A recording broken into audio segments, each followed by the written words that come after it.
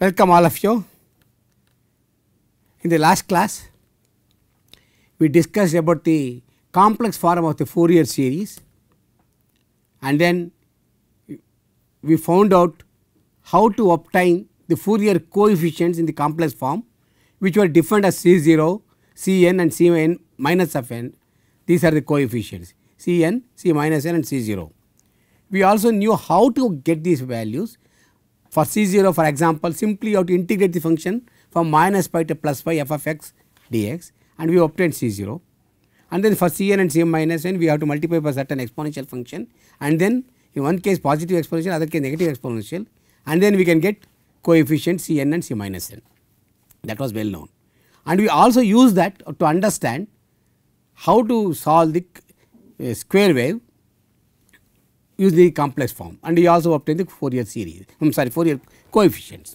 Then we came to a function called square function, which is non-periodic, only a single square function, and it is not being non-periodic, does not have Fourier series. Then what we wanted to see is we just periodized this function at regular intervals 2, 4, 16 like that, and calculated the Fourier coefficients, and then plotted the Fourier coefficients and saw as the period increases, the frequencies become closer and closer. And then by doing the simple mathematical operation, we have showed that this turns out, this rectangular function turns out to be a sort of sin x by x function.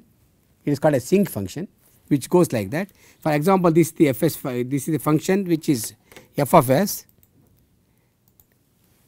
This f of s, for example, and then we can evaluate this integral, and then when you evaluate this integral, we saw, and it turns out to be sin of pi x, pi s over pi s, and in the generic form it was called as sin x by x. As the limit tends to x equal to 0, it is 1, and this function it was called Fourier sinc function. So we formally defined the Fourier transformation like this. If a time domain function can be expressed as a frequency like this. This is a time domain function, and then you do the integration from minus infinity to plus infinity. It is for minus 2 pi t s t into f of t dt. You are going to get f of s. This is a spectrum of a periodic function, which is a discrete set of frequencies. And I take a periodic Fourier transformation of a non-periodic function. It produces the continuous frequencies for us. It means what I was trying to tell you was, we can take the time domain signal, do the Fourier transformation, and you get the frequency components present in that. That is what Fourier transformation did. That is what I wanted to show you, and I gave you in NMR. That is what we are going to do. In NMR spectroscopy, we apply a radio frequency pulse and collect the signal in the time. It is called a time domain signal called free induction decay. We do the Fourier transformation of it, and you get the frequency spectrum. And now you may ask me a question. I have a frequency spectrum. Can I get the time domain part of it? Of course, it is possible. We can do that also. If I have a frequency like this, I can get back the time domain function. This is called inverse Fourier transformation. What it means is, please remember, time and frequency are called Fourier pairs. If I have a time domain function, I can do the Fourier transformation and go to frequency domain. If I have a frequency function, I can do the Fourier transformation and go back to time function, what it is, how it behaves as a function of time. So, but only condition is, if I have to do the Fourier transformation of a particular function, it is an integral function. What we need to get is, there must be an integral value for this function from minus 8 to plus 8. Integral value must exist. If it does not exist, it is not possible. At the same time, and this is the integral value, and if there is any discontinuity in f of x, it must be finite. These are the two things which we need to understand. Remember this thing. So, if any integral value for the function from minus infinity to plus infinity, it must exist for the condition for the Fourier transformation. Now, I will introduce one term called oddness and evenness of the function, which is basically all of you know what is an odd function and even function. If I take the cosine of theta equal to cosine of minus theta, and we know that even function is one which is symmetric with respect to the origin, odd function with respect to the ordinate, odd function is one which is symmetric with respect to the origin. This is very well known. For example, if I take a function like this, it is symmetric with respect to origin, it is an odd function, whereas if I take a parabola like this, it is an even function. It is all well known. So, now similarly I can introduce oddness and evenness for this also here. So, what we are going to do with this thing?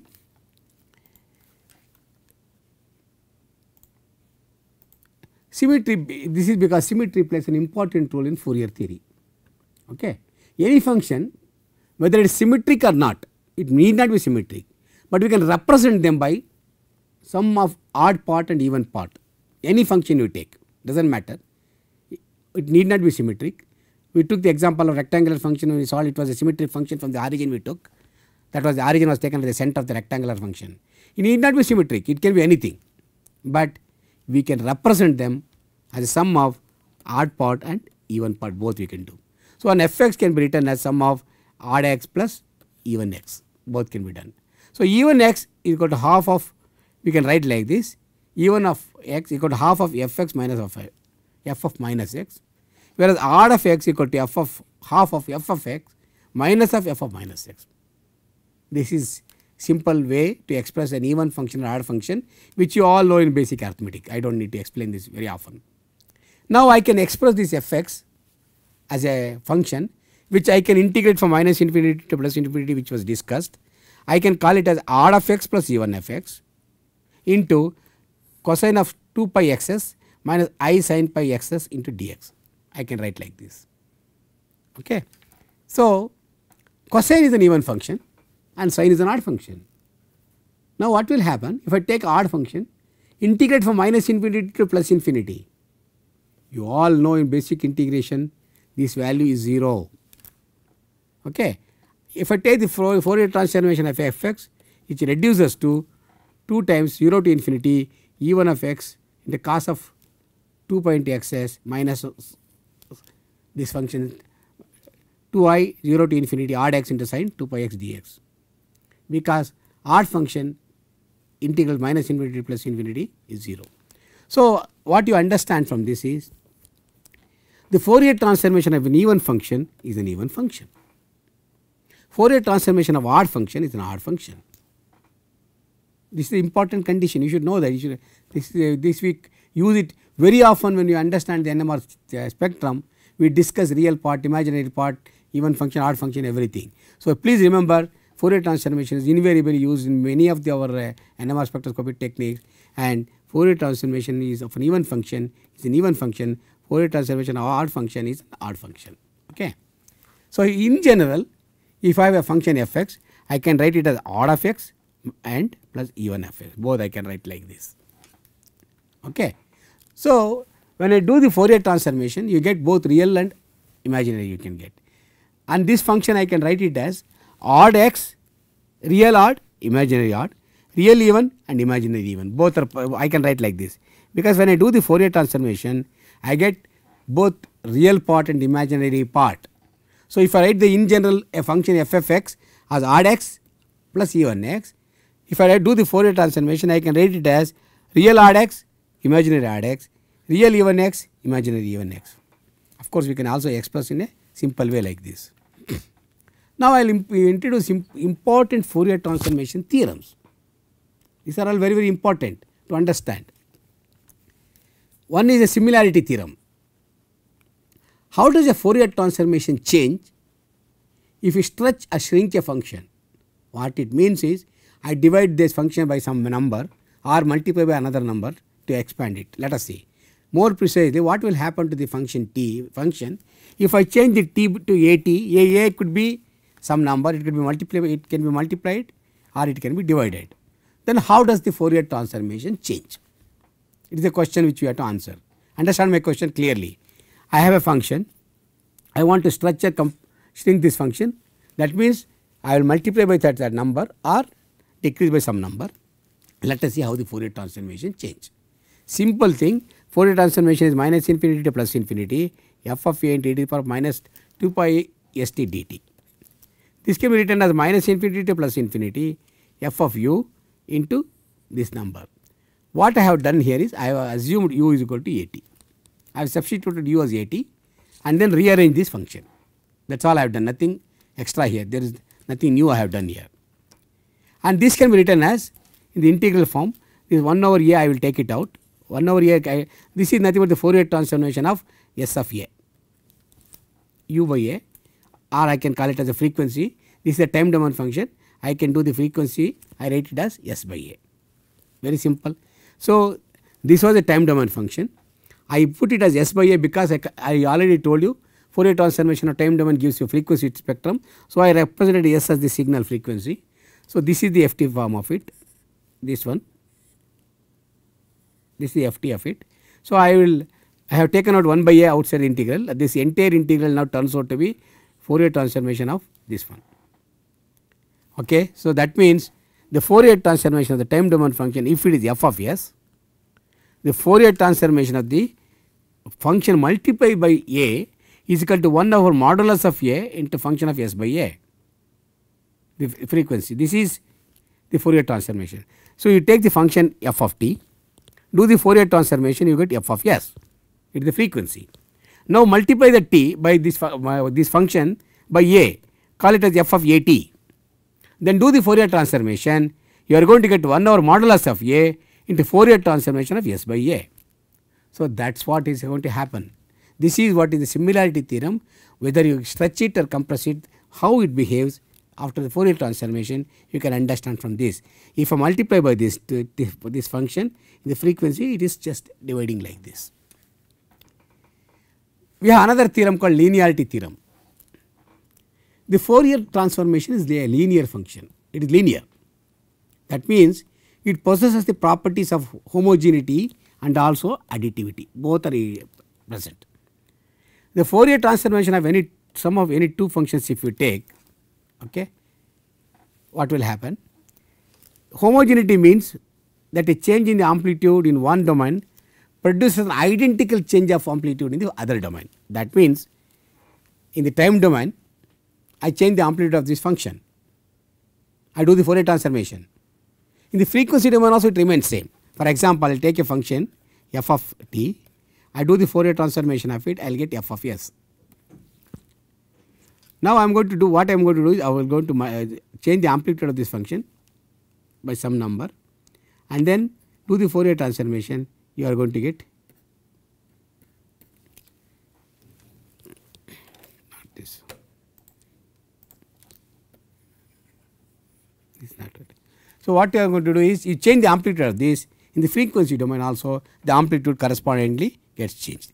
This is what you must remember in the homogeneity theorem. Now, if I have the two functions f of t and gs, f of t is a time domain function, g of s is the frequency domain function, we call them Fourier transform Fourier pairs. I do the Fourier transformation of this, I am going to get this one. There are Fourier pairs. Now, I multiply this by a function k and do the Fourier transformation, what you are going to get is the frequency function is also multiplied by k. This also forms a Fourier pair. For example, I told you here k of f t, if you take it will become k of f s. If you take 1 over k of f s, 1 over k of f t, it will become 1 over k of f s. So, if I take two functions f of t and g of s, which are Fourier pairs, now I alter the function, first function, I am going to stretch it or compress it by multiplying with some other number, okay, some constant k let us say, or some function. Then the Fourier transformation of that in the frequency domain is also multiplied by the same number. This is what is the linearity theorem, which I wanted to tell you. I hope it is clear. Now, additivity of the Fourier transformation means addition in one time domain correspond to addition in the other domain. It is a very simple theorem here. If I take two functions, let us say function of f and function of g, there are two functions.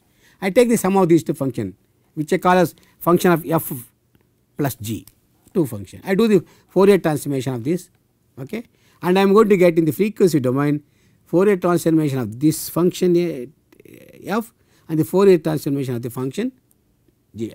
I am sorry, this should not, this cannot be, yes, it has to be t. Fourier transformation of this, if I take this function f plus g as a function of time and do the Fourier transformation, individually you are going to get the frequency components. This is exactly what we are going to discuss as we go ahead further in the NMR spectrum. You are going to take a time domain signal.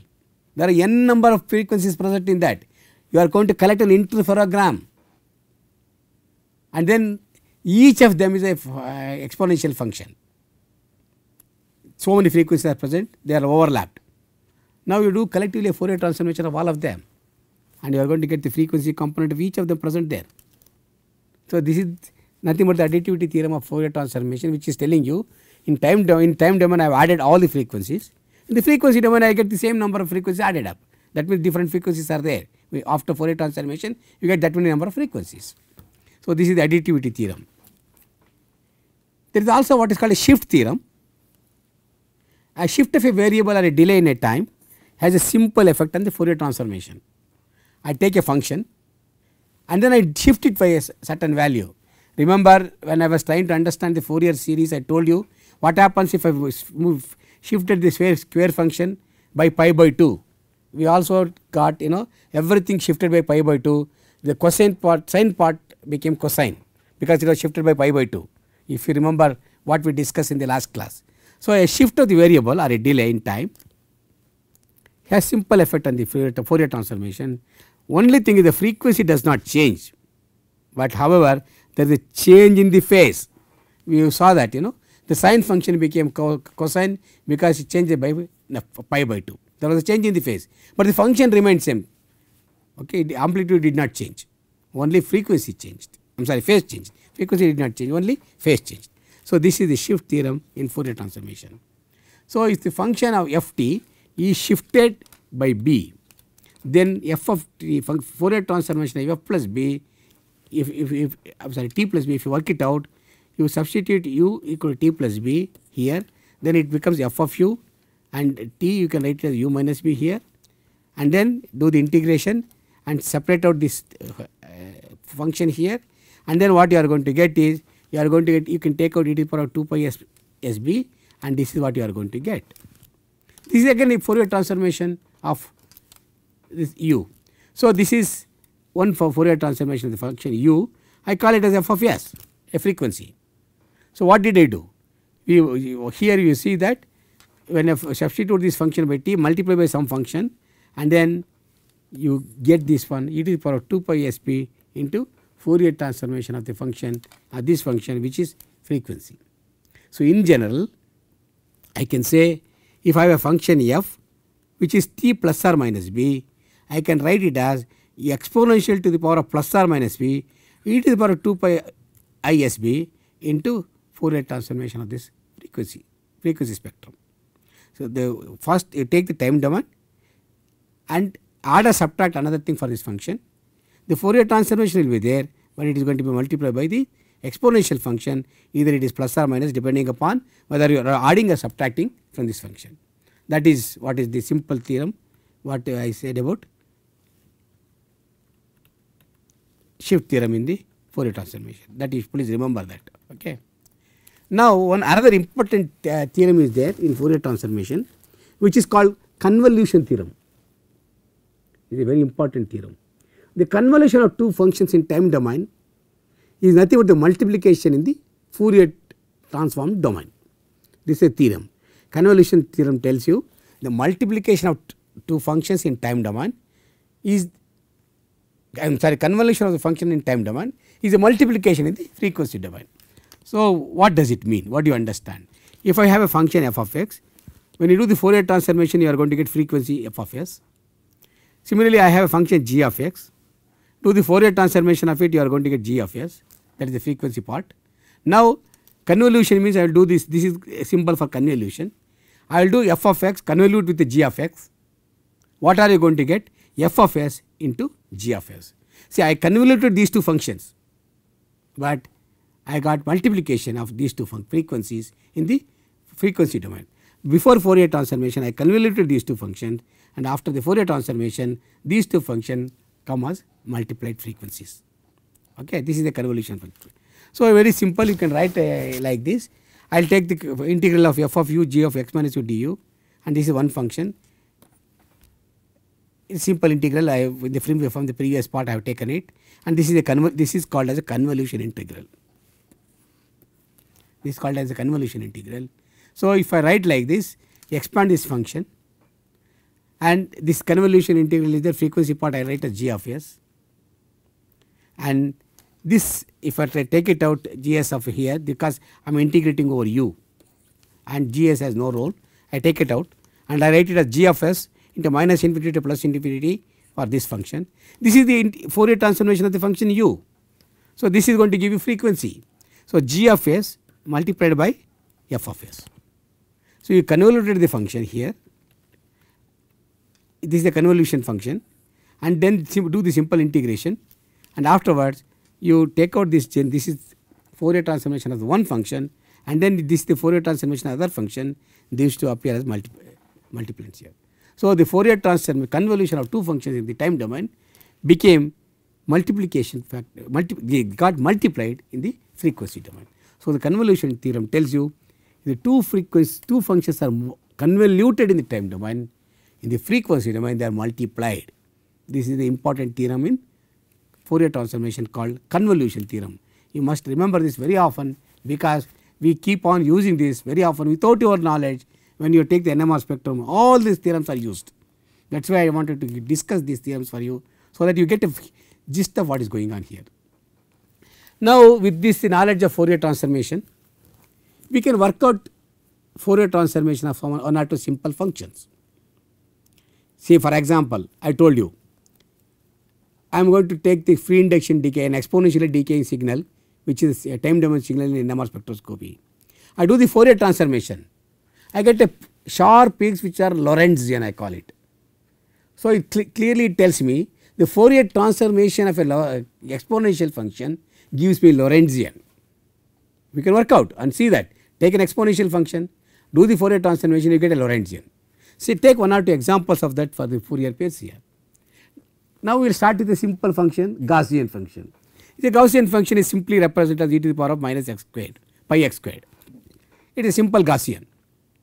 Now, do the Fourier transformation of this, the frequency domain in f of s, it can be written like e to the power of minus pi x squared, e to the power of minus 2 pi s x into dx.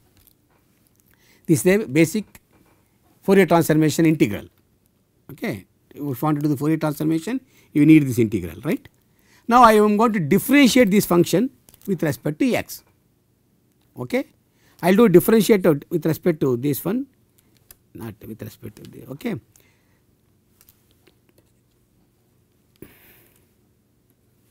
Okay, when I do that, see, now I will do this one, this integral also I have to now do the differentiation.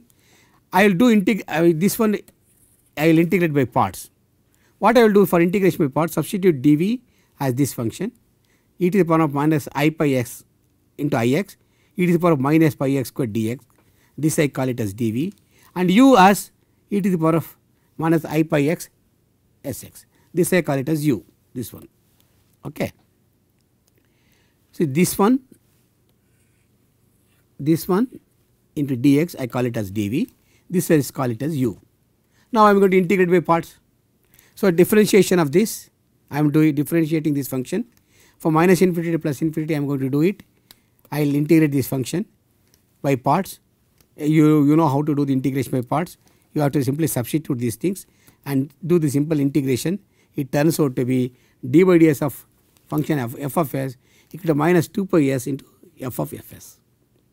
Okay. So, the solution of this differential equation is very, very well known equation. This is nothing but e to the power of minus pi x squared. So, I took the function f of some function, did the Fourier transformation, which is nothing but this function of e to the power of minus pi x squared, a Gaussian function. I do the Fourier transformation. What I am going to get is frequency is f of s, but it is e to the power of minus pi x squared is coming. Now, we know what is f of f0, which is nothing but e to the power of minus pi x squared dx. This is the original function which you chose, which is nothing but 1. So, that means f of gs is nothing but e to the power of minus pi x squared. What did you understand from this? We started with the time domain function e to the power of minus pi x squared, which is a Gaussian. You do the Fourier transformation in the frequency domain. When I do the Fourier transformation is f of s, you again you got the same number, same equation you got. What does it tell you? The Fourier transformation of a Gaussian is only a Gaussian. Understand the thinking? See, Fourier transformation of Gaussian, if you go and work out this integral, I did not go every step for you. Step by step you can work out if you want. It is simple integration by parts you have to do. It is a elementary integration which you all know in PUC also. And you work out, you will see that integration of the Gaussian is a Gaussian. Like that you can work out several pairs. Take a comb function, do the integration, you will get a DC function. Take a exponential, you get a Lorentzian. Like this, all these functions you can try to work out and get a practice for what happens to these functions when you do the Fourier transformation in time domain, what you get in the frequency domain. That is one thing. And there is another interesting theorem which we generally adapt in Fourier transformation while acquiring the data, especially in the NMR. While acquiring the data, we adapt this theorem. This is called sampling theorem. What the sampling theorem tells is, if I have a band limited function, let us say this is the limit, there is a band limited function. It is not function which is extending towards minus infinity to plus infinity. This is a band which is limited. If I take this band limited function, the values of this function can be completely specified in the interval 1 over SC. What is SC? SC is the width of the function in the frequency domain. This is the function in the time domain, f of x or f of t, whatever you call. And when I do the Fourier transformation, this is the frequency spectrum, this is the band 0 to SC I have taken. If I take 0 SC, then SC if I take it, 1 over SC if I take, this band limited function can be completely specified by, if I digitize this data in intervals of 1 over SC. Or in other words, simply remember, a band limited function can be completely specified. You can understand what it is. Understand this values of this function if you know its value at 1 over SC, regular intervals. Where is SC is the width of the frequency domain, not the time domain. Do not get confused. The band limited function is time domain. That can be completely specified if I know what is SC. SC is the bandwidth of the frequency domain spectrum. So, if I know that, then at regular intervals of this function, if I define, I can completely define this function. So, a band limited function is fully specified by the intervals of the function at the intervals of 1 over SC. Remember, this is a very important theorem in Fourier transformation. So, then the value of the function at 1 over SC will completely specify this function. What happens if it is not going to be sampled properly like this? We have lot of problems. I will tell you then we do what is called a folding theorem, Nyquist theorem. When I go further in Fourier transformation, I am going to explain that later. So, with this sampling theorem, you simply understand it like this. It means in the interval of 1 over twice of SC, the function changes very slowly. The value in between 1 over 2 SC can be accurately determined by the interpolation. If I have a function which I know the values at different intervals, this is 1 over SC, let us say. Between these two, it can be a smooth function. I can define this function between these two intervals by interpolation. So, the interval 1 over 2 SC of the function between these two changes very slowly. That is what the sampling theorem tells you. Okay. So, simply remember, if you do not mathematics, I did not go into the details thinking that it would take enormous amount of time. I cannot cover everything in this short course. But remember, sampling theorem, it says if I have a band limited function in the time domain, it can be completely specified by 1 over SC, where SC is the bandwidth in the frequency domain. And of course, 1 over 2 SC if I consider between these two points, then function changes very smoothly, and it can be obtained by interpolation. That is what you should know. Now, I will use another theorem called Nyquist theorem. If I have a band limited function, there is a cutoff frequency for it. I had told you it is 0 to SC if I take. Let us say SC is the cutoff frequency, which is 1 over delta t. Delta t is the sampling interval, let us say between these two. I keep on sampling it at different interval, and this is delta t. So, then what will happen for the cutoff frequency is always 1 over delta t for the band limited function. So, if the frequency in the transform domain is band limited within SC, then f t is fully specified in intervals of delta t. Please understand this theorem, very easy, it has a lot of meaning in it. If the Fourier transform signal, if I consider, if it is a band limited within this function, within this interval 1 over SC, then this Fourier time domain function can be fully specified by value at intervals of delta t. So, that means if I have the frequencies in a simple logic I explain, let us say I take a range here 0 to, let us say some 0 to t is the range for me, and I have a frequency beyond this, it is extending beyond this, and this is my limit I have chosen, this is my band limited function. But when you are choosing it for Fourier transformation only this region and you have not sampled it properly and there is a frequency here, then what is going to happen is the frequency which is extra delta plus s here will come back here as f plus delta appear as f minus delta. It will fold back the frequencies which are higher than the band limited function, that limit which is defined as SC. If there are frequencies more than that, it will fold back into the spectrum. So, that means SC is the limit, if you take cutoff limit, cutoff frequency, then any frequency above that SC plus delta S appear as SC minus delta S. This is a Nyquist theorem in Fourier transformation. For those things which are outside this frequency range, for example like this is not fully specified, you see, this is the it is oscillating like this, specified here only once and here. So, it is not completely specified, whereas this is correct, fully specified. This is even more correct, in one cycle you are specified 4 times the frequency range is, whereas in this case what will happen, the band, it is not fully specified within the band interval, within the frequency cutoff frequency of SC you are not completely specifying it. So, what will happen, this frequency which is beyond of SC plus delta S will come back as SC minus delta S here. So, that is why this is not correct, this is called aliased, whereas here you see digitized properly in every cycle.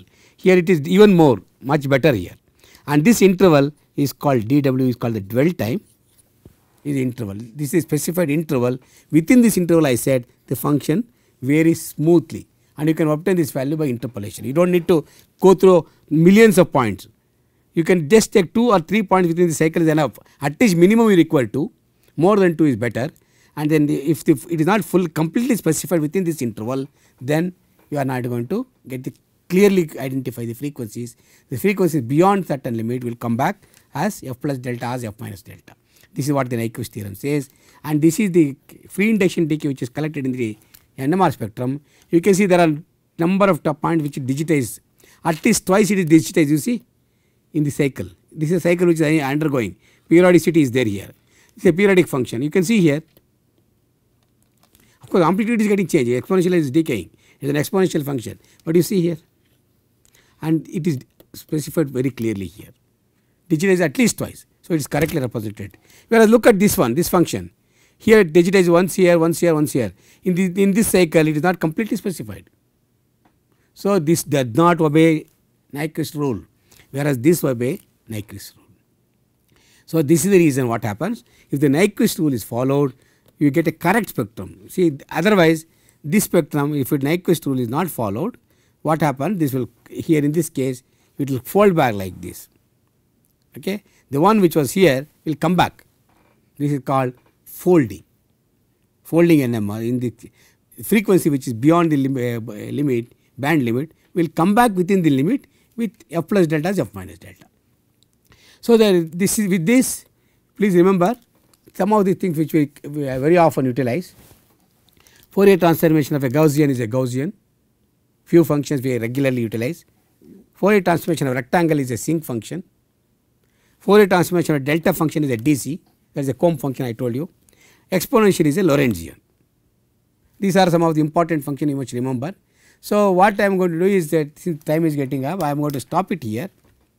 We will come back and continue this in another class. I will try to finish Fourier transformation. There is no point in stretching too much. But what I wanted to tell you is in the Fourier transformation today, we introduced some of the first we understood what is the Fourier transformation, and afterwards we took an example of a rectangular function and found out it is a Fourier transformation is a sinc function. Then we got the Fourier transformation of a Gaussian and showed this as a Gaussian, and we understood lots of theorems related to Fourier transformation, which we use in the day to day our experimental methods when we are trying to do this. Shift theorem, linearity theorem, convolution theorem, Nyquist theorem, all these things we understood. Of course, Fourier transformation is a linear function. There are 2-3 things which are present simultaneously. If you add it up in the time domain, in the frequency domain, that many number of components will be present. Okay. And similarly, if you convolute 2 functions in the time domain, do the Fourier transformation, in the frequency domain they get multiplied. And of course, in the folding I told you, if there is a band limited function that can be completely specified within the band range. If you know the frequency band is SC, within 1 hour SC we can completely define the time domain function. So, that is what is called the sampling theorem. I explained the sampling theorem, and also I explained to you what is the Nyquist theorem. What happens for the frequency which is present beyond the limit f plus delta appears as f minus delta. This is called folding, or also called aliasing in Fourier transformation. So, with this I am going to stop it now. We will come back and continue after some time, and then I will complete this Fourier transformation, then we move on to something else. Thank you.